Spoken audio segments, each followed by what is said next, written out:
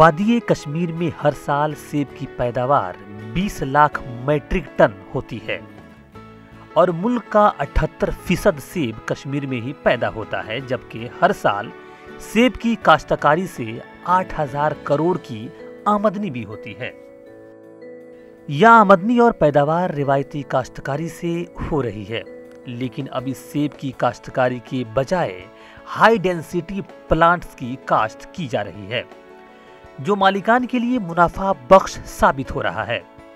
मुनाफा बख्श होने के बावजूद हजारों काश्तकार ऐसे हैं जिनको इस जदीद काश्तकारी के मुताल्लिक खदशात भी हैं। सेब की काश्तकारी से जम्मू व कश्मीर में हर साल 35 लाख अफराद को रोजगार फराहम हो रहा है।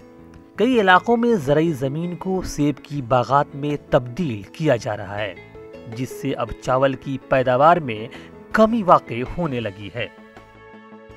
वाज़ेह रहे कि जम्मू व कश्मीर में हर बरस 7.51 मीट्रिक टन अनाज बैरूनी रियासतों से बरामद करना पड़ रहा है।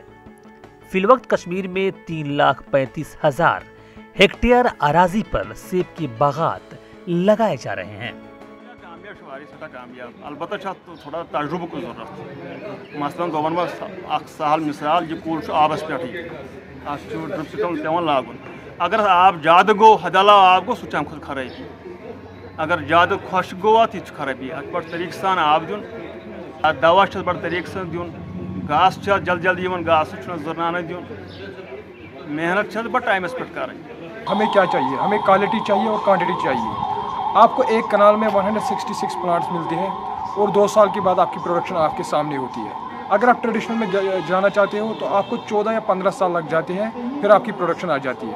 जो हमने शिफ्ट किया है, एक्चुअली आपको मैं बताऊंगा, पहले तो ट्रेडिशनल आर्चर था, उसको हमने पैडी में कन्वर्ट किया है।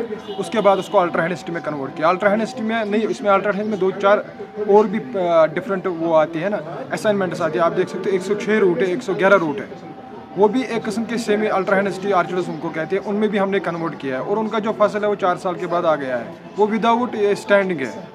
या उसके बाद जो हमारा अल्ट्रा हैंड आर्चर है तो उसमें भी 2 साल या 3 साल के बाद फसल आ गया है। तो वेट करना, अगर हम ट्रेडिशनल की तरफ जाते हैं, जिसको हम वाइल्ड बोलते हैं, उसको ग्राफ्ट करते, फिर 10 साल लगते, 15 साल लगते, तो उसमें बहुत हेक्टिक प्रोसेस है। माहिरीन का कहना है कि सेब काश्तकारों को रवायती बागबानी को छोड़कर हाई डेंसिटी बागबानी को तरजीह देनी चाहिए, क्योंकि यह मुनाफे बख्श और वादी की ज़मीन के लिए काफ़ी मुआफिक है। ट्रेडिशनल सिस्टम में आपका कोई लेआउट नहीं है। ट्रेडिशनल सिस्टम में आपका प्लान जो वो इतना बड़ा हो जाता है कि फिर इसको मैनेज करना बहुत मतलब मुश्किल होता है। और उसके कंपैरिजन में जब आप एसडीपी लगाते हैं, एसडीपी में आपको सब चीज़ें आसान होती हैं।